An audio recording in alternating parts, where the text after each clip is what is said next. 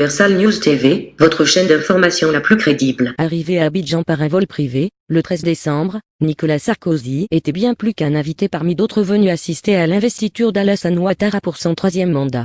Le nom de Nicolas Sarkozy avait été abondamment cité dans la crise socio-politique de 2010, qui a conduit à la déstabilisation de la Côte d'Ivoire. Pour de nombreux Ivoiriens, c'est Sarkozy qui est à l'origine de la déstabilisation de leur pays. Mais qu'est-ce qui peut donc réellement expliquer la présence de Nicolas Sarkozy à l'investiture de Ouattara en Côte d'Ivoire? Quels sont les enjeux autour de cette présence? Suivons maintenant le décryptage de cette situation par nos analystes qui sont sur le plateau d'Afrique Média. Suivons.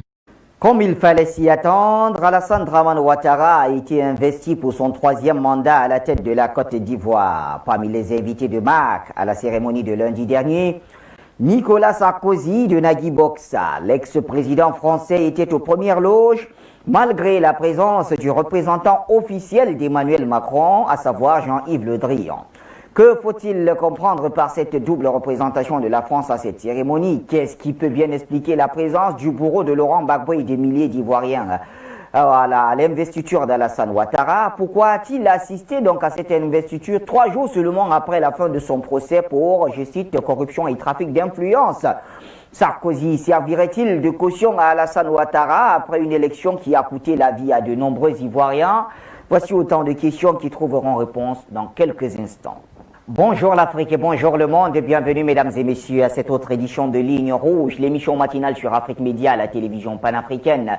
Eh bien, ce matin encore, vous avez très bien fait de choisir de vous réveiller en allumant tout simplement la télé sur Afrique Média, puisque nous nous interrogeons sur la Côte d'Ivoire, notamment la présence de Nicolas Sarkozy de Nagui Boxa à l'investiture d'Alassane Dramane Ouattara, le rapprochement.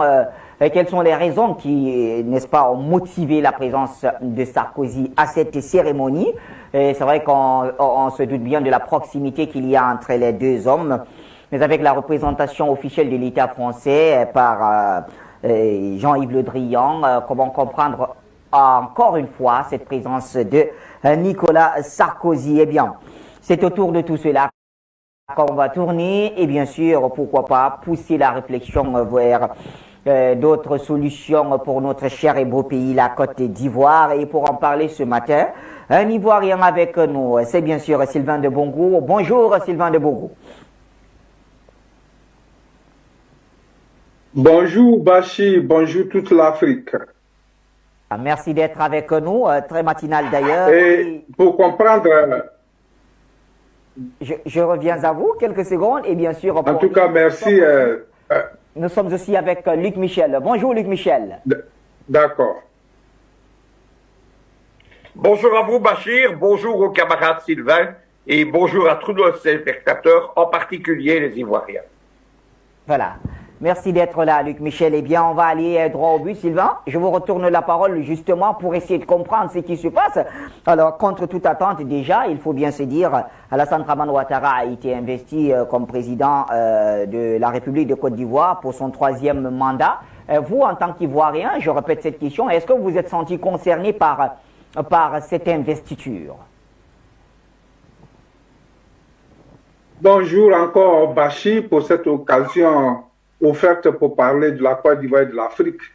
Oui, cette investiture, je suis profondément attristé par cette investiture parce que cette investiture démontre ce que nous avons toujours dit lorsque vous nous donnez l'occasion, que les États, c'est toujours leurs intérêts et en particulier la France qui ne peut pas vivre sans l'Afrique, qui est vraiment une censure, comme je le dis toujours. La France se rend compte qu'il faut toujours soutenir les dictatures et malgré les morts, les protestations partout en Afrique et particulièrement en Côte d'Ivoire, il faut soutenir les dictatures au nom de ses intérêts. Alors cette élection, elle est vraiment, en tout cas cette investiture, j'allais dire, elle a rassemblé tout ce que vous avez vu. C'est un ensemble de mafieux qui se sont rencontrés à Abidjan. En tout cas, à Yamoussoukro, partout où ce sera, pour investir Alassane Dramane Ouattara.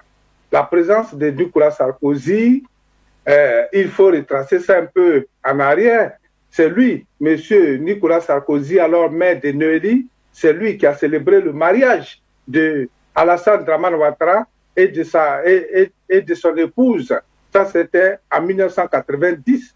Et donc, il y a une amitié très forte qui existe entre ces deux personnes. C'est encore Nicolas Sarkozy qui, en 2010-2011, avait donné ce temps au président élu de la Côte d'Ivoire, le président Laurent Gbagbo, de quitter le pouvoir. Sinon, lui et sa femme allaient payer le prix. Et la suite, nous la connaissons. Nicolas Sarkozy, malgré la présence de Le Drian, qui est le représentant officiel qui allait représenter la France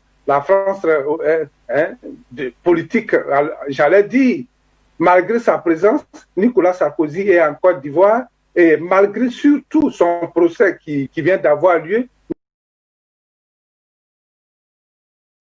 vous comprenez ces liens très forts qui sont derrière cette présence-là. Alors pour le moment, elle m'inquiète, elle est ridicule, cette investiture, mais elle me rend profondément triste par rapport à la Côte d'Ivoire et surtout par rapport à toute l'Afrique. Luc Michel, comment vous appréciez ou comment vous analysez cette présence de Nicolas Sarkozy à l'investiture d'Alassane Dramane Ouattara? Écoutez, avant de parler de Sarkozy lui-même, Sarkozy n'est que l'illustration du fonctionnement de la France-Afrique. Il faut que nos téléspectateurs comprennent comment ça fonctionne. Ça a été établi dans les années 60-62. Il y a un mémoire universitaire qui a donné un livre, c'est La fabrique des barbouzes de Jean-Pierre Batte, qui explique les débuts des réseaux Foccart. Mais 60 ans après, la France-Afrique, elle fonctionne toujours de la même façon. La France-Afrique, elle est basée sur 3 piliers et 4 diplomaties. Premier pilier, c'est l'État officiel français, c'est la diplomatie, l'armée, les services secrets officiels, le SDEC aujourd'hui, la DGSE, c'est ce que représentent les Monsieur Afrique, dont le dernier, l'héritier de Foccart et Le Drian. Second pilier, c'est l'État profond français, c'est les barbouzes, d'où le nom de la thèse de Jean-Pierre Batte.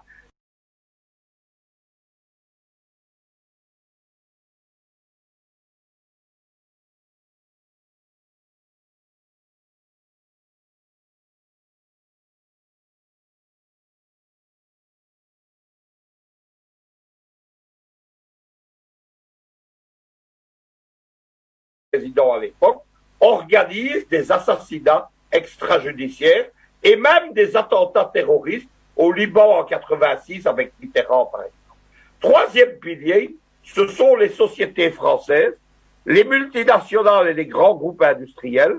Et au milieu de tout cela, il y a un rang inébranlable, c'est Elf de nu total. Ces gens développent 4 sortes de diplomatie. Il y a la diplomatie officielle auquel tout le monde assiste, c'est le rôle de Le Drian ou de Macron. Il y a, parallèlement à ça, il y a l'action des barbouzes. Nous avons beaucoup débattu de la création du mouvement de libération du Cameroun depuis quelques jours. C'est dans ça que ce genre d'action prend place. C'est l'utilisation des mercenaires, les sécessions des États. Il y a eu le Katanga, le Biafra dans les années 60, et ça continue jusqu'à aujourd'hui. Troisième diplomatie, c'est la diplomatie secrète. Ce sont les accords secrets qui sont faits entre la France et des États.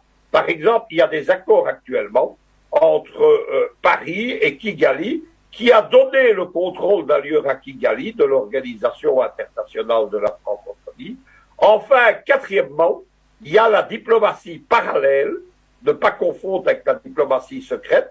C'est une diplomatie qui est menée en coulisses, en marge de celle de l'État français, et qui est menée en grande partie à partir justement du troisième pilier de la France-Afrique, les groupes industriels. C'est dans cette position-là que Sarkozy intervient. Sarkozy, il représente des grands groupes industriels. Il y a Bolloré, évidemment, qui est son ami personnel. Il y a, bien entendu, le groupe Accor, le groupe d'hôtellerie, il y a d'autres groupes d'hôtellerie, il y a d'autres multinationales. C'est cela en particulier avec lequel Sarkozy a fait un véritable empire économique en Côte d'Ivoire vu ces liens privilégiés que Sylvain a évoqués, c'est lui notamment qui a marié Dominique Ouattara et Alassane Ouattara et qui les aurait présentés. À l'époque, c'est une coopérante mariée à quelqu'un d'autre et en quelques mois, elle devient, Dominique Ouattara, elle devient l'éminence grise de ce qui va devenir petit à petit l'État profond ivoirien. Au milieu de tout ça, Sarkozy, qu'est-ce qu'il vient faire? Tout d'abord, c'est ça la diplomatie parallèle. Il vient représenter Macron. C'est l'ancien président de la République. Il conseille Macron, on le sait. Au début de la présidence de Macron, ils se sont opposés parce que ça avait été comme ça sous François Hollande. Mais depuis, ils se sont réconciliés et Macron et Sarkozy sont très proches. C'est pour ça que j'ai toujours exprimé mon scepticisme de voir Sarkozy condamné par les tribunaux français. Donc Sarkozy vient représenter Macron parce que Macron en Côte d'Ivoire, il est assis entre deux chaises géopolitiques. D'une part, il s'est rallié à la position de la France-Afrique de Le Drian. On soutient à tout prix Ouattara, mais parallèlement à ça, Macron, c'est l'homme aussi des réseaux anglo-saxons et il sait qu'à un moment donné, il va devoir rendre des comptes à ceux qui, aux États-Unis en particulier, mais aussi à Londres, sont opposés au maintien de Ouattara. Nos téléspectateurs doivent savoir, j'en parle régulièrement depuis des semaines, cette opposition des Américains, notamment du Congrès américain à Ouattara. Il y a eu, il y a 3 jours, une grande émission de CNN, qui est la principale TV américaine, où on exprimait l'opposition de la Fondation Carter au 3e mandat. La Fondation Carter, c'est pas une ONG, c'est un organisme bipartisan qui fait du monitoring électoral et qui est un think tank au service de l'ancien président français honorable. C'est à nous de la pulvériser façon puzzle. Michel, eh bien, nous rappelons que le standard est resté déjà ouvert puisque nos téléspectateurs souhaitent très vite réagir. En attendant, Sylvain de Bongo, justement, on essaye de mieux comprendre cela, la présence de Nicolas Sarkozy. Luc Michel, dans ses propos, Luc Michel nous a présenté quand même un Sarkozy qui était aussi représentant d'Emmanuel Macron. Alors, c'est vrai. Vous êtes sur Universal News TV. Pasteur Soa nous appelle aussi, et là c'est du Ghana. Bonjour Pasteur Soa.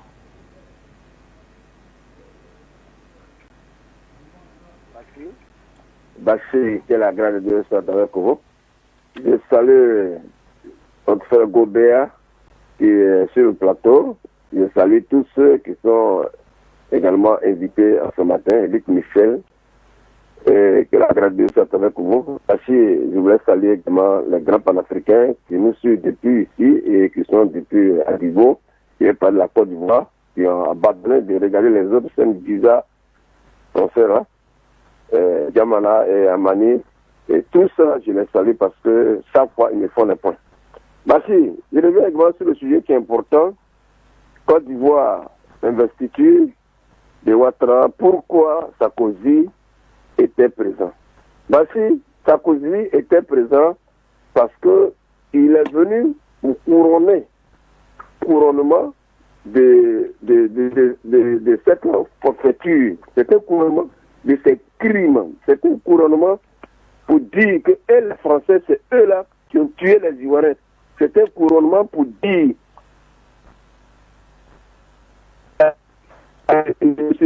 Kofi, c'est un couronnement pour dire que eux, les Français, eux ne respectent pas les lois. Eux ne font pas aussi respecter la loi. Et chez eux, ils disent qu'ils ont la démocratie. Et dans les autres pays, là-bas, c'est de n'importe quoi. Donc, voici ce qu'il leur fait. Comment quelqu'un qui est prisonnier, quelqu'un qui est acculé par la police, qui est acculé par la justice, qui est acculé de tout ça, et on a même appris qu'il a été condamné, tout ça, et c'est lui qui vient également en Côte d'Ivoire. Vous voyez comment c'est humiliant, comment la France s'expose, comment la France est exposée aux yeux du monde entier, que la France n'est pas un pays des droits de l'homme, mais la France est plutôt un pays qui marche contrairement à elle-même. La France qui est un pays dont on ne peut pas même envoyer les enfants étudier, parce que tout ce que tu étudies en France, c'est renversé, c'est le contraire. Le droit n'existe pas en France. La preuve en est, les conditions dans lesquelles ils ont fait partie, le président Laurent Gbagbo à la CPI, aujourd'hui, pour ramener, le président a dit, quand il partait, est-ce qu'on lui a demandé les papiers, la manière qu'ils sont partis avec c'est comme ça, on peut le ramener sans problème. Vous voyez, le président Laurent Gbagbo a été jugé. Mais est-ce que l'autre côté de la Côte d'Ivoire, Thomas Ouattara, est-ce que le côté a été jugé? C'est le côté du jamais vu. Si ce n'est pas avec la France que nous voyons ça. Donc, c'est un couronnement de tout ce qu'ils ont fait. En fait de pouvoir tuer les Ivoiriens, donc ils viennent maintenant pour dire, on vous a tué, on a tout fait, vous voulez quoi? On vous l'a imposé. Il n'y a pas quelqu'un qui va parler. En Côte d'Ivoire, il n'y a personne. Dans le monde entier, il n'y a personne. En Europe, il n'y a personne. L'autre, il n'y a personne. Donc, voilà, on vient maintenant, on a bu votre sang, on a tout fait. Donc, Basile, c'est ça que la France est venue nous montrer, que c'est elle qui est en train de tuer tous les Africains et les Ivoiriens partout. Donc, ce que nous avons fait, aujourd'hui, il nous faut l'unité et qu'on arrive à boycotter les produits français, à boycotter tout ce qui est intérêt français dans toute l'Afrique et dans le monde entier, et que là où c'est que la France, il faudrait qu'il y ait des kamikazes un peu partout pour détruire tout ce qui est lié à la France. Aujourd'hui, la France a livré une guerre à la Côte d'Ivoire, la France livre une guerre à l'Afrique, la France livre une guerre. Il faudrait que nous comprenions cela. C'est de ça qu'il est question. C'est pourquoi nous sommes d'accord avec nos propres Arabes. Parce que si c'était les Arabes qui étaient en Côte d'Ivoire, le problème était déjà réglé. Donc, voici ça. Donc, voici la question, voici la réponse. Pourquoi la plainte de Sarkozy? La plainte de Sarkozy parce que les Français, ils viennent pour couronner tout ce qu'ils ont fait dans le mal. Et la communauté internationale regarde ça et salue ça. C'est grave. C'est dangereux. Voici l'année finie, c'est passé seul. Et ce message de Kouadio de la Côte d'Ivoire, moi qui croyais avoir tourné la page de 2010 et 2011, la présence de Sarkozy vient de raviver des souvenirs douloureux pour moi. Donc, Kouadio nous écrit ce message depuis la Côte d'Ivoire. Luc Michel, justement, ma question va dans ce sens-là. Est-ce que vous comprenez cette frustration des Ivoiriens qui nous ont appelés, qui nous écrivent quant à cette présence, la présence de Nicolas Sarkozy à la cérémonie d'investiture? Écoutez, je la comprends d'autant plus que je la partage, mais vous savez que je suis très proche de la Côte d'Ivoire. Et il faut comprendre quelque chose, c'est que on a un peu quelqu'un qui a de lourdes responsabilités dans la situation et qui revient pour maintenir au pouvoir un régime que tous les Ivoiriens ont refusé à plus de 90%, qui ont boycotté une élection et qui ont cru un peu imprudemment que c'en était terminé. Mais il faut savoir ce que Sarkozy vient faire là et ce que les Français viennent faire là. Quand Macron arrive au pouvoir, il a un projet d'une nouvelle France-Afrique, il va l'exposer à Ouagadougou d'ailleurs, avec insolence et arrogance, c'est la France-Afrique 2.0. Il s'agit de prendre le contrôle de la CEDEAO élargie au Maroc, et de s'emparer des 7 pays anglophones de la CEDEAO. Il s'agit enfin de donner la troisième vie au franc CFA, l'écho devant devenir, comme l'a dit Ouattara lui-même, le nouveau nom du franc CFA. Quand le projet est établi en 2016, Macron est l'allié des États-Unis et des Britanniques. Mais depuis, il y a le Brexit. Le Brexit, c'est la guerre économique entre Londres et Washington contre l'Union européenne et contre Paris en particulier. Et les Américains et les Britanniques s'opposent à ce projet, à cette prise de contrôle de la CEDEAO. Il y a à ce moment-là 3 complices. Il y a Macron, avec Le Drian et Zizou, donc la trilogie de la France-Afrique actuelle. Il y a Ouattara et il y a le roi du Maroc. Le roi du Maroc, il a un rôle essentiel dans tout ça, parce que c'est grâce à la puissance financière, notamment à la banque Wafa, le Maroc doit aider à ce nouveau franc CFA. Le problème de Macron, c'est que avant le principal économique de Paris, le Maroc, c'est l'allié militaire et géopolitique principal des États-Unis. on désamorce le soutien au projet de Macron, du roi du Maroc. Pour ceux qui suivent l'actualité géopolitique internationale, vous avez vu la normalisation entre le Maroc et Israël imposée par les États-Unis et le cadeau que les États-Unis viennent de faire à la grande colère d'ailleurs de la communauté internationale, la véritable, aux Marocains, en reconnaissant donc l'annexion par le Maroc du Sahara occidental. Donc excite le roi du Maroc. Dès lors, il est essentiel de démarrer un nouveau projet. C'est de nouveau le projet non plus seulement de Macron et Le Drian, mais aussi des amiraux et des généraux français, mais aussi d'une part importante du Quai d'Orsay. Il s'agit de faire une France-Afrique 3.0. C'est-à-dire, il s'agit de redéployer l'impérialisme français mondialement comme une grande puissance maritime qui joue son propre agenda, qui ne suivent plus les Américains. Il s'agit de se déployer ailleurs en Afrique. Les Français maintenant sont présents en Égypte, dans la Corne de l'Afrique. Ils font la guerre économique aux États-Unis pour le contrôle des gisements de gaz du Mozambique. Enfin, troisième objectif, la France ne veut pas renoncer à l'ancien précaré français. Elle a des accords de diplomatie secrète avec Kigali pour l'aider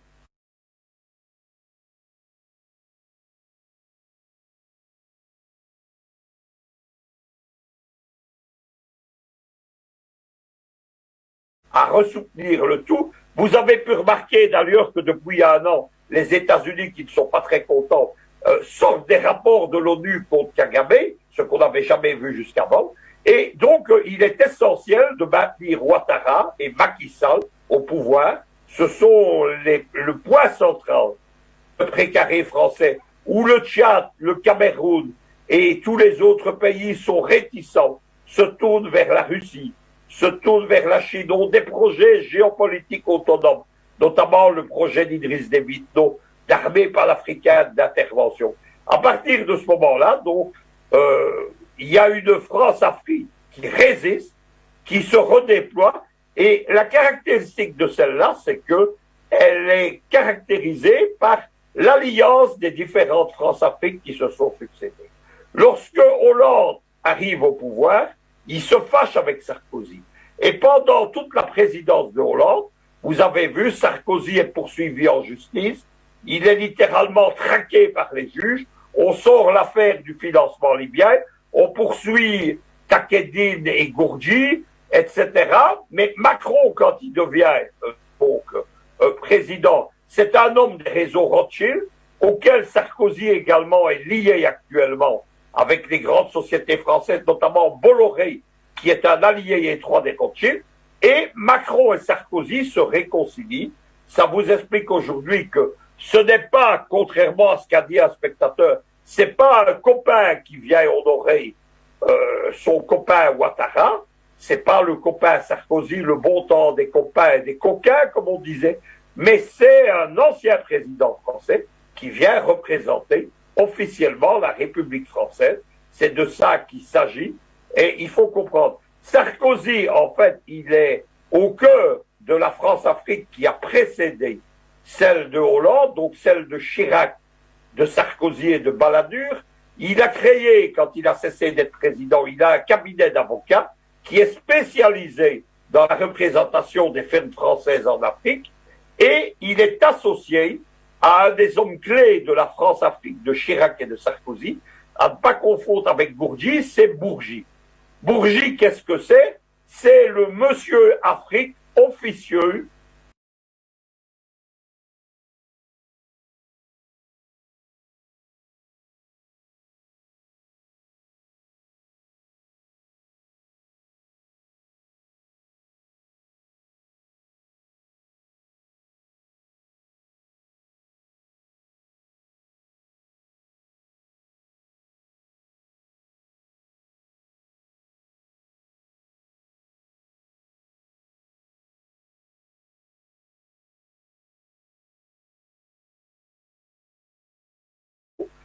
qui n'ont pas relevé la mauvaise opinion que j'ai de la CEDEAO elle-même. Et face à tout cela, évidemment, ces gens mènent un bras de fer contre les intérêts anglo-saxons, donc britanniques et américains, au sein de la CEDEAO, qui, eux, ne cautionneront pas M. Ouattara. Et c'est pour ça que je dis que les Ivoiriens ne doivent pas baisser les bras.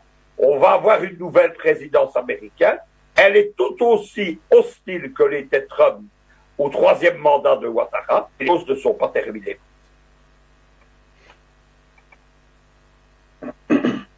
Éclaircissements qui nous permettent quand même de comprendre et puis de partager, pourquoi pas, la frustration de ces Ivoiriens. Le message de Kouadio qui nous rappelle quand même qu'il croyait en avoir tourné la page, je vais dire, de 2010 et 2011. Malheureusement, il se retrouve avec des souvenirs ravivés tout simplement.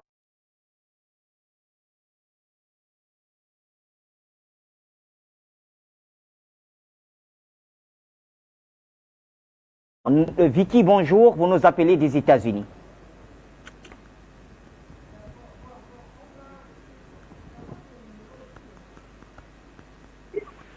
Bonjour Afrique Média, merci pour tout ce que vous faites pour l'Afrique, pour que les Africains puissent prendre conscience et se réveiller et se battre. Bien, j'aimerais faire des observations avec l'investiture de Ouattara. Je pense que avec ce qui se passe, pour les Africains peuvent comprendre que l'esclavage n'est pas encore terminé. Parce que nous sommes dans un nouveau monde, nous subissons une autre forme d'esclavage. Et il faudrait que les Africains comprennent que les Blancs, les Européens ne veulent pas les lâcher. Et ce qu'ils ont fait durant l'esclavage, c'est ce qu'ils continuent maintenant sous une autre forme. Regardez l'investiture. Regardez tous ces Blancs, tous ces Français qui étaient à l'investiture. Pourtant, ils savent très bien que ce monsieur est un criminel, ce monsieur n'a pas droit à cette présidence. Mais ils sont quand même venus soutenir ce personnage parce que ce personnage leur permet de racler tout ce qu'il y a à racler en Afrique. Donc, aux Africains de comprendre que ce n'est pas parce que maintenant on porte des vestes, on roule dans des voitures, que l'esclavage est fini. C'est la même chose sous une autre forme. Donc, aux Africains de vraiment prendre conscience. Vous organisez une fête chez vous, soit le baptême de vos enfants. Vous pouvez inviter vos amis proches à cette fête. Pourquoi peut-on reprocher à quelqu'un d'avoir invité son ami? Et puis, M. Sarkozy est toujours le bienvenu en Côte d'Ivoire. Voilà un monsieur qui nous a sauvés de la dictature féroce, un certain Laurent Gbagbo. Il a mis hors d'état de nuire. Donc, quand on dit son nom en Côte d'Ivoire, nous l'acclamons à rompre. Il est vivement acclamé. Et il est toujours le bienvenu en Côte d'Ivoire. Nous l'accepterons, nous l'accueillerons toujours à bras ouverts. Car nous savons l'acte qu'il a posé pour nous.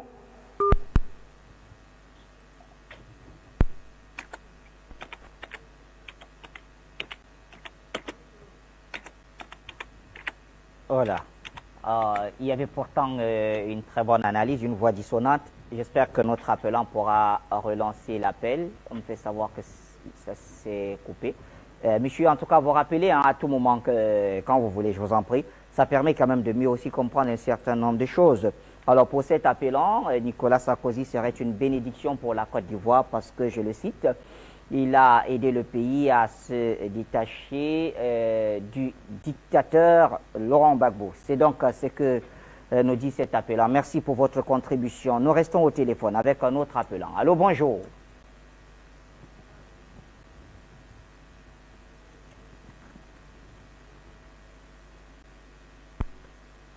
Je salue tous vos invités. Merci, madame. J'appelle d'Abidjan, c'est Marceline d'Abidjan. Bon, Bachir, vous-même, vous voyez ce qui se passe en Côte d'Ivoire. Vous voyez ce qui se passe en Côte d'Ivoire. Nous avons trop de problèmes ici. J'avais dit tantôt sur votre chaîne que ce monsieur, même s'il vient faire 15 ans, Qu'est-ce qu'il prouve qu'il ne pourra pas s'éterniser au pouvoir? Voilà ce que j'avais dit. Vous voyez, les Ivoiriens souffrent énormément. Nous souffrons de ce Burkinabé, mais pourquoi ne pas aller chez lui et puis se présenter comme on appelle le président de la République? Et c'est en Côte d'Ivoire seulement en Côte d'Ivoire, depuis 1990, que ce Burkinabé est rentré en Côte d'Ivoire. Nous ne sommes jamais en paix. Nous avons toujours des problèmes. Vous voyez, Bachir, vous voyez ce qui se passe en Côte d'Ivoire? Quelqu'un qui n'a pas été élu, qui vient s'investir, et il se dit président de la République. Mais ça, c'est se moquer des Ivoiriens. Hein?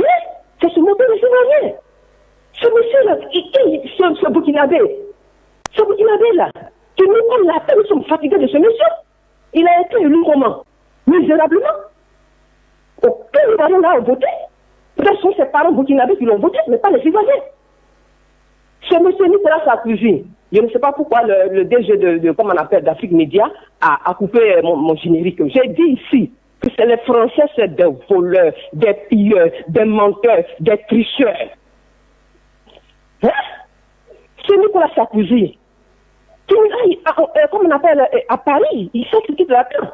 Il n'a pas encore fini avec la police. Il sait ça. Un faux type. Ce monsieur Nicolas Sarkozy, c'est un faux type. Vous voyez comment il marche là où est ses yeux? Il n'est même pas de Paris. Il vient d'un autre pays. Franchement, nous sommes fatigués. Qui vient investir, quelqu'un qui n'a même pas eu un minimum de voix. Mais moi-même, je suis un peu déçu, je suis découragé même de ces présidents qui viennent investir, comment on appelle, ce Burkinabé là. Je ne sais pas. Hein? Ils n'ont pas voté ces présidents-là. Ils n'étaient pas là. Quand on a voté ce monsieur, ils savent ce qui s'est passé en Côte d'Ivoire. Ils viennent investir pourquoi? Hein? Ce jeu peut faire ça. C'est les mêmes tueurs là, c'est eux. Surtout le président togolais. Il sait ce qu'il a fait en Côte d'Ivoire, il sait. Parce qu'à la fin, leur apporte de l'argent. Ils leur donnent de l'argent, des barils d'argent. Mais l'argent, l'homme meurt et il laisse l'argent. Hein? Mais la dignité est importante. L'honneur est important. Mais je ne sais pas, Bachir. Vraiment, je suis très énervé ce matin. Vraiment. Je vous remercie. Je laisse aussi l'antenne aux autres de parler. Merci, Bachir. Merci, joli garçon. Merci pour cette contribution. Depuis la Côte d'Ivoire, nous prenons un autre appelant. Ensuite, on va vers Sylvain de Bongou, bien sûr, pour des compléments d'analyse. Thiezé, je vous appelle de Yaoundé. Ah, Yaoundé plutôt. Très fier de vous avoir pour la toute première fois. Mon appel ce matin concernant la présence de Nicolas Sarkozy à l'investiture de Alassane Dramane Ouattara est, à mon avis, comme les Camerounais disent, hein, que c'est moi qui t'ai amené en ville.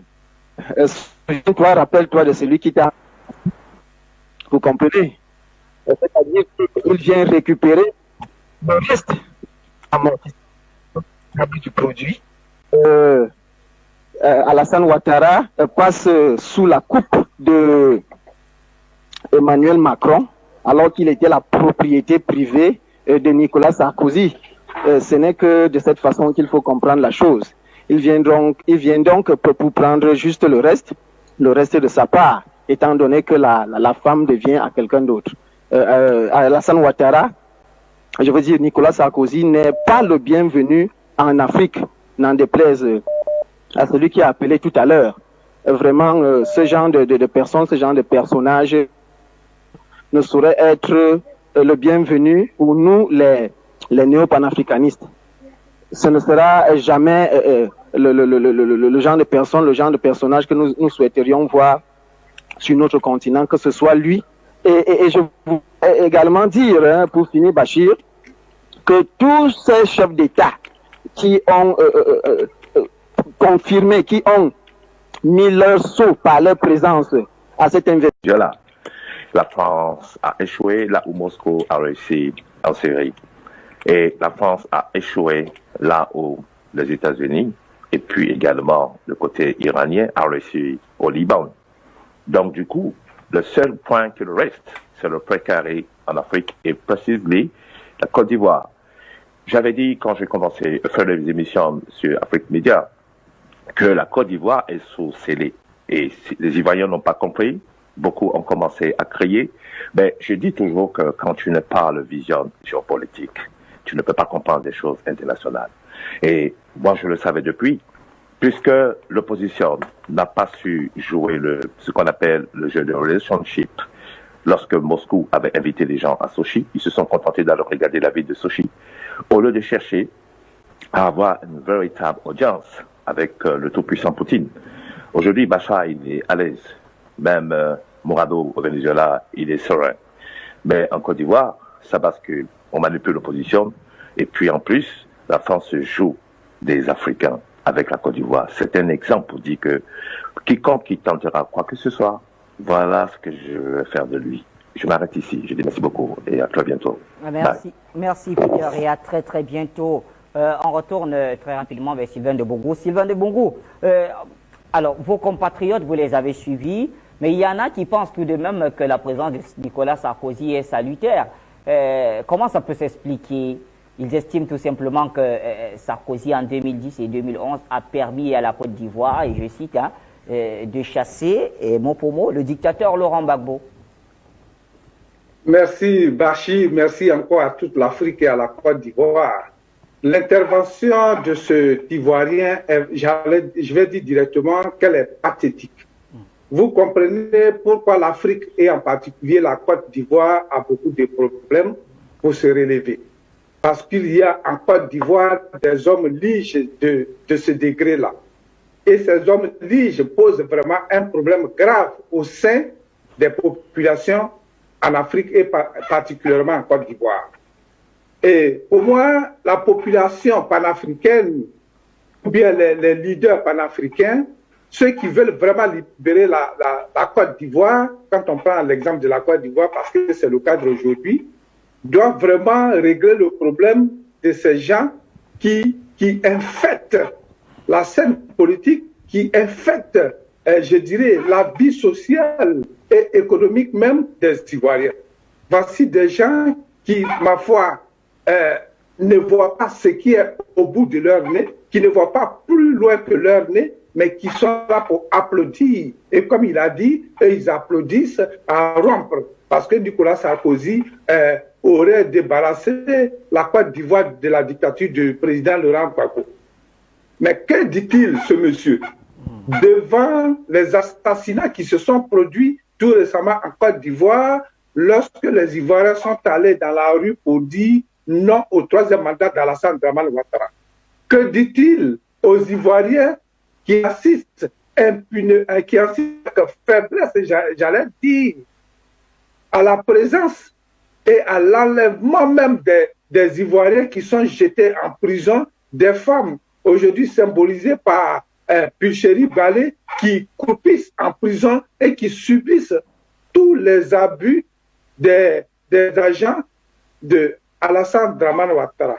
Ce monsieur qui parle, et lui et plusieurs d'entre eux, qui parlent de Alassane Dramane Ouattara comme le Messie qui est venu sauver la Côte d'Ivoire.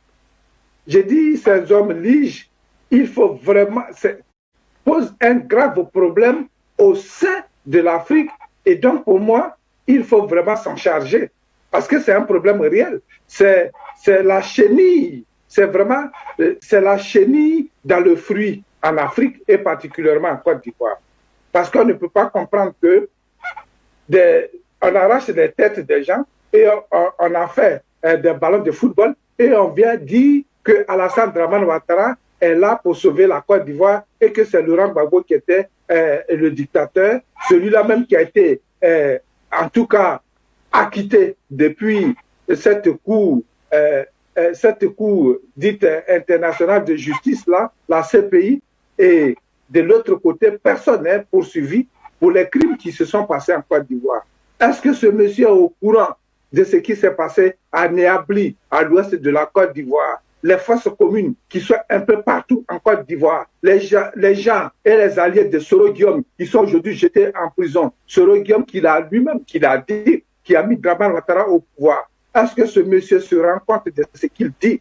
Est-ce qu'il sera courageux lorsqu'ils interviennent sur les médias comme Afrique Média qui leur donne la possibilité d'intervenir de dire leur propre identité. Parce que ces gens-là, ce sont des fuyards, ce sont des peureux. Ces gens n'ont pas la couille normale ou bien exigée pour intervenir. Ils donnent de faux noms, ils donnent des prêtres noms. Parce qu'ils savent qu'ils sont dans le faux. Alassane Dramane Ouattara, c'est la dictature. J'ai toujours dit ici sur votre antenne que Alassane Dramane Ouattara, c'est la combinaison, il dépasse la combinaison Mussolini et Hitler. Parce qu'ils commettent des crimes sous Hitler, on n'a pas vu les têtes coupées qu'on prend pour jouer au football. C'est cela. Devant les réseaux sociaux aujourd'hui, Alassane Dramane Ouattara et ses agents rentrent dans les maisons pour découper des Ivoiriens. Et cela, il appelle ça de la démocratie. Et cela, il parle de Sarkozy comme un bienvenu en Côte d'Ivoire. À travers l'arrivée de Sarkozy en Côte d'Ivoire, la France nous démontre qu'elle est une nation sans honneur, une nation corrompue. Un personnage qui est corrompu. Il faut quand même pas oublier que la réconciliation nationale d'Afrique du Sud, elle a été faite, quoi qu'on en pense, et moi je ne suis pas un grand fan, mais quand même Mandela, c'était quelqu'un d'honnête, c'était quelqu'un de posé, c'était quelqu'un qui avait une stature internationale. Kakabe, qu'est-ce que c'est? C'est un petit pion du régime Ouattara. Et il faudrait, c'est ce qui me rend pas, évidemment, optimiste pour tout ça. Il n'y aura pas de pacification tant que Ouattara sera au pouvoir, tant que son régime sera là. Et les Français, les Sarkozy, les Macron, les Le Drian ont beau s'accrocher à ça. Les complices de la France en CEDEAO ont beau s'accrocher à ça. Les groupes français ont beau s'engager à ça. C'est un régime qui est démonétisé. On a essayé à Abidjan d'oublier, mais ce n'est pas oublié partout. Il y a l'affaire des barons de la drogue avec Bakayoko. Il y a l'affaire de l'État profond avec les escadrons de la mort. Il y a ces vidéos de gens qu'on a décapités. Je peux vous dire que, par exemple, au Parlement européen, personne en dehors des députés français ne soutient la position de Macron. L'internationale socialiste, elle a rallié suite à l'action de Guillaume Soro, elle a condamné Ouattara. C'est ce qui va se passer au monde entier. C'est simplement une question de temps. La montre, contrairement à ce que pense Ouattara, ne joue pas du tout pour lui. Il faut attendre en particulier la nouvelle présidence américaine. Moi, vous savez que je n'ai pas de plaisir à reconnaître ça parce que je suis fondamentalement anti-américain et je pense que l'Amérique, c'est un cancer qui intervient partout dans le monde. Mais il faut savoir qu'en CEDEAO aujourd'hui, c'est Washington qui décide, ce n'est plus Paris. Très bien. Merci à vous, Luc Michel. Madame Cissé nous appelle de la Côte d'Ivoire. Bonjour, Madame Cissé.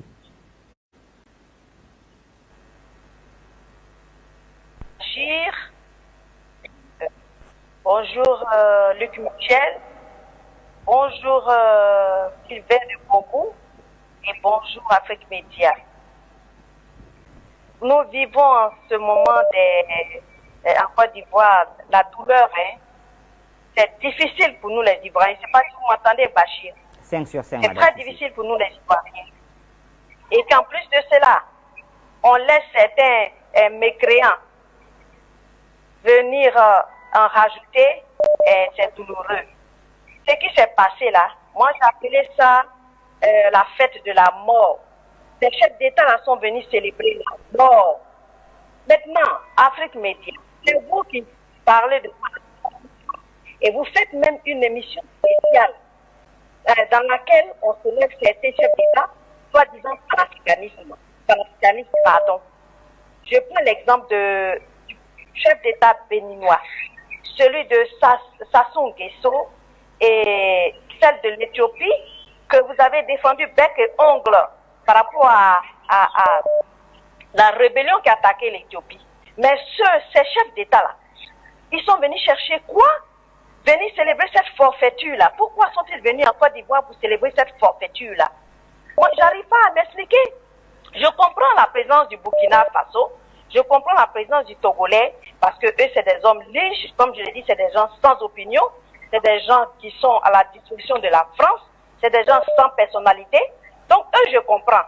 Mais que moi, j'arrive pas à expliquer la présence de l'Éthiopie, de Sassou Nguesso, de Talon qu'on soutient, qu'on dit panafricaniste. Ça fait un. Maintenant, quant à KKB, Luc Michel l'a dit, c'est la plus grosse injure et la plus grosse foutaise qu'on puisse faire aux Ivoiriens. Mais ça veut dire que ça confirme encore que Dramane ne veut pas de réconciliation. KKB, c'est un homme corrompu, qui n'a pas de repère, qui est sans relief d'abord, et il va se réconcilier avec qui? Déjà que les Ivoiriens l'ont déjà vomi. Les Ivoiriens l'ont déjà vomi. Et depuis le début, Dramane ne peut faire que confirmer qu'il est un homme illégitime, il est dans la forfaiture, parce que comment on appelle, vous venez faire cette investiture, elle se veut une fête populaire, mais vous venez faire ça en cachette avec des chefs d'État déjà commandés d'office. Vous voyez, les Ivoiriens vraiment se sentent mal. La ville les Ivoiriens sont tristes. Nous sommes à la veille de fête, hein, mais je vous dis pas l'atmosphère qui se passe en Côte d'Ivoire.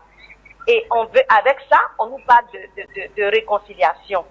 Maintenant, la Cour africaine des droits de l'homme, la CEDEAO, et avec Moussa Faki que j'ai vu présent, vous voyez ça, tout ça c'est des gens, je crois qu'il ne faut plus écouter. C'est des gens avec qui on ne doit plus s'asseoir sur la table des discussions parce qu'il n'y a plus rien à négocier.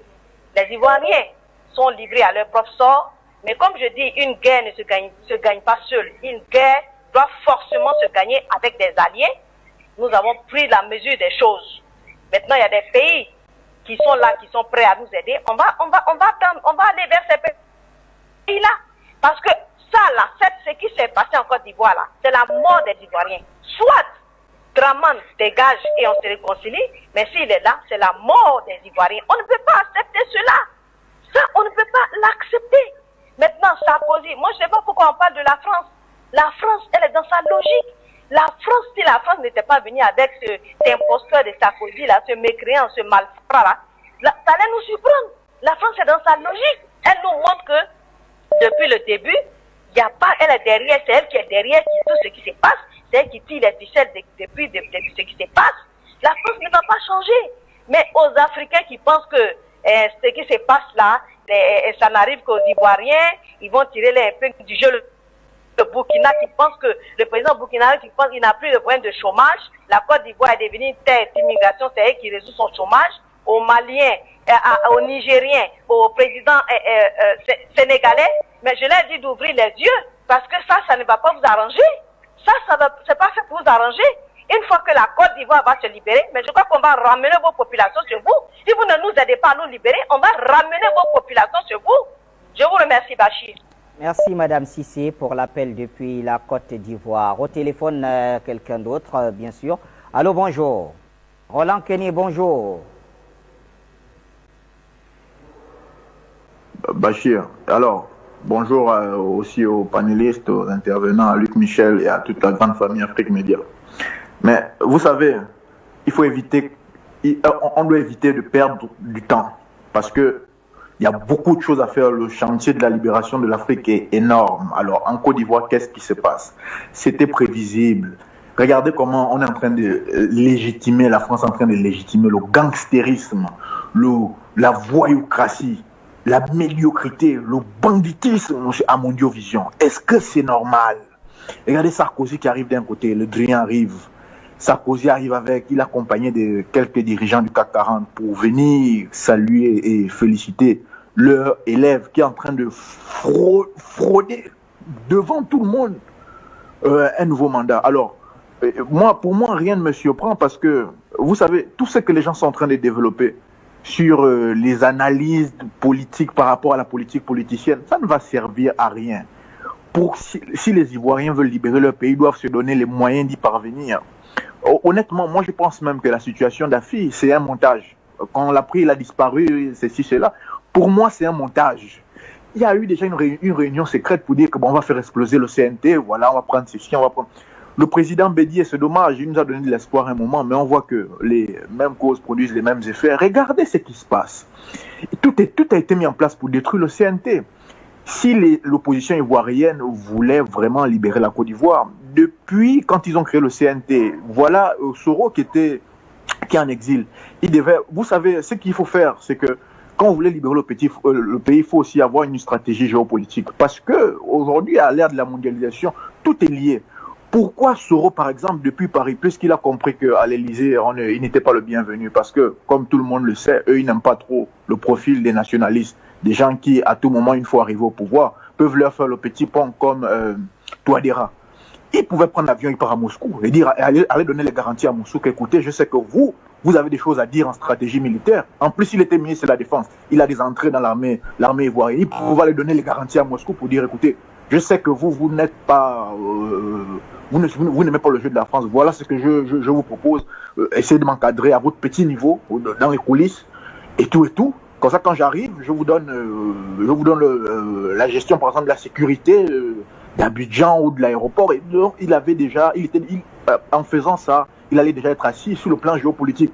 Il ne le fait pas. Regardez maintenant, le patriarche Bédié, et ceux qui ont compté, il a détruit le CNT. C'est la conséquence des petits arrangements de l'ombre. Il n'a pas changé. On a eu de l'espoir, mais malheureusement, le CNT aurait pu nous montrer un meilleur visage. Il aurait pu se montrer plus ambitieux parce que, qu'on le veuille ou pas, ils ont en face des loups qui sont sans pitié. Mais regardez comment la France montre ses limites à Mondiovision. Le CNT devait se réunir, il devait faire un voyage secret. Parce qu'ils ont encore au moins le droit de sortir du pays, je suppose. Ils devaient aller faire un peu de lobbying, aller parler aux grandes puissances, à certaines grandes puissances qui peuvent leur accorder le bénéfice du doute et dire, regardez comment Ouattara, son mandat est illégitime, vous ne pouvez pas aussi accepter ça. Essayez de nous pousser dans l'ombre, vous nous encadrez, et comme ça quand on arrive, on discute dans le cas d'accords bilatéraux, des partenariats gagnant-gagnant. Ça ne s'est pas fait. Parce que quelqu'un comme Ouattara, on ne fait pas la politique politicienne avec lui. Lui, il veut passer, il passe ou rien. Celui qui ne laisse pas passer, il te tue, il te met hors d'état de nuit, il t'élimine. Avec lui, on ne discute pas. Donc, quand j'entends les gens parler des dialogues avec Ouattara, je me dis que c'est une blague. Vous voulez perdre votre temps. Soit les Ivoiriens veulent libérer la Côte d'Ivoire, ça, ils ne veulent pas le faire. On ne peut pas faire semblant de se libérer. On se libère ou on ne le fait pas. Alors, dans quelques instants, et on va éplucher un dossier très sérieux, et je suggère déjà à Afrique Média de poser les valises à Bangui, parce que voilà un panafricaniste à qui on doit donner la force. Touadéra montre clairement aux autres présidents que quand on veut bien faire, il n'y a pas d'excuse. On ne fait pas semblant de bien faire. On le fait ou on ne le fait pas. Ou bien Guéma aussi montre l'exemple. Mais alors, ce qu'on voit en Côte d'Ivoire, pour moi, c'est de la comédie. C'est de la comédie. C'est une opposition incapable. En tout cas, c'est ce que j'avais à dire. C'était Roland depuis l'Espagne. On se reverra. On va se faire signe. On va donner une minute à Madame Yao. Elle est arrivée ce matin un peu en retard, mais bon. Madame Yao, vous avez la parole. Bonjour. Bonjour, Monsieur Bachir.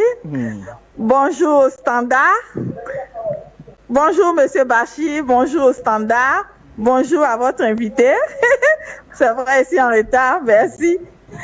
Bachir, vous voyez, c'est ça là, on dit la génération. La jeune génération, non, Gbagbo est vieux, Bédié est vieux, faut laisser la jeune génération prendre le pouvoir. C'est ça Kakabé là. C'est ça Kakabé là. Kakabé, lui, il peut réconcilier qui?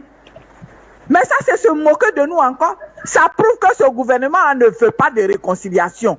Mais c'est pourquoi même nommer un ministre de la réconciliation? Puisque à plusieurs fois, ce président l'a dit, nous sommes réconciliés, que lui n'est pas en palabre avec quelqu'un. Maintenant, pourquoi il s'en va nommer un ministre de la réconciliation?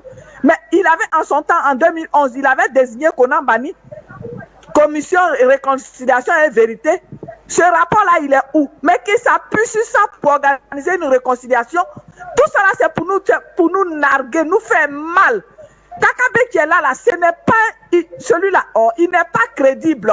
Kakabé, il a vu que il est en fin de carrière, il n'a rien prouvé, il ne peut rien prouver. Il fait comme Soro Guillaume. Soro Guillaume a pris les armes pour attaquer sa patrie. Il s'est enrichi sur le sang des Ivoiriens. Il est devenu milliardaire. Il passe des pouvoirs cachés partout. Et encore, Kakabé aussi s'est dit, mais attends, moi je suis là, j'ai combattu. Jusqu'à, je n'ai rien gagné. Profiter du palais Ivoirien et puis m'enrichir. Avant d'être candidat, il a eu plein d'argent. Maintenant, on vient de le récompenser ministre de la Réconciliation. Nous-mêmes, on a déjà fâché avec lui. Il va venir comment pour nous réconcilier? Nous sommes, toute la Côte d'Ivoire a interpellé Kakabi, on dit non, ne va pas à ces élections-là. Asseyons-nous, mettons tout en place d'abord avant de... Maintenant que nos frères sont morts, ils ont découpé les têtes, ils ont décapité les têtes des gens, et puis on vient le nommer. Il va aller vers qui? C'est une autre arnaque. On se moque de nous les Ivoiriens. C'est tout. C'est tout ce que... Kakabe qui est là. C'est bon. Merci. Miao, comme vous le dites, c'est bon. Luc Michel, avec vous, nous refermons cette édition. Écoutez, Bachir, tout d'abord, il faut faire deux constatations. On a dit tout ce qu'il y avait à dire sur la France-Afrique, sur Sarkozy, etc. Mais la première chose, c'est que les Ivoiriens retombent dans la division. On a entendu des critiques des uns et des autres. S'il n'y a pas un front uni, Ouattara va définitivement emporter. C'est ce que j'annonçais d'ailleurs déjà depuis longtemps, c'est que seule l'unité, et l'unité c'est l'unité entre tous, il ne faut pas critiquer les uns et les autres en faisant la politique ou la géopolitique du rétroviseur. La deuxième chose qu'il faut constater, c'est qu'il y a malheureusement une grande naïveté dans les oppositions africaines. On résume tout actuellement à une vision qui est le choc de Paris contre Abidjan, et qui ne correspond pas aux enjeux de la géopolitique en 2020. La participation, la puissance des Américains dans le golfe de Guinée, elle n'est pas prise en cause.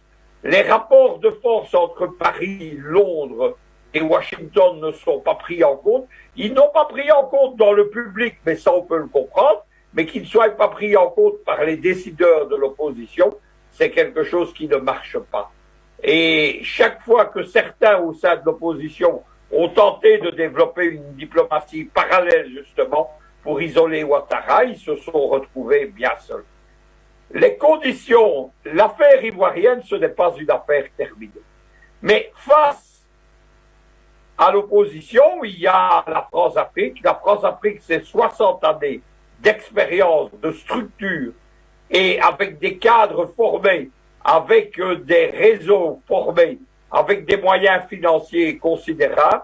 Si on ne comprend pas que ces gens-là, ils travaillent sur le long terme par des cycles géopolitiques longs. Vous savez, Macron, la France-Afrique 2.0, qu'il avait essayé de lancer en 2016, il sait déjà depuis plus de 6 mois que c'est un échec. Avec Le Drian, il travaille à la France-Afrique 3.0, qui a un visage bien différent des précédents.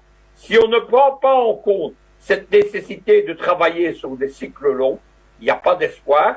On croit qu'une victoire, on la tient parce qu'on a simplement un résultat tactique. Avec la création du Conseil national de transition, l'opposition, elle a pris un avantage tactique, elle en a pris un deuxième avec la désobéissance civile, mais elle a perdu la bataille de la réélection. C'est ça qu'il faut constater. On peut être brillant tactiquement, on peut, c'est ce que nous enseigne la géostratégie militaire, on peut avoir plein d'avantages tactiques, mais ce qui compte, c'est la victoire finale. Rappelons qu'aux échecs, un adversaire, il peut être mis échec.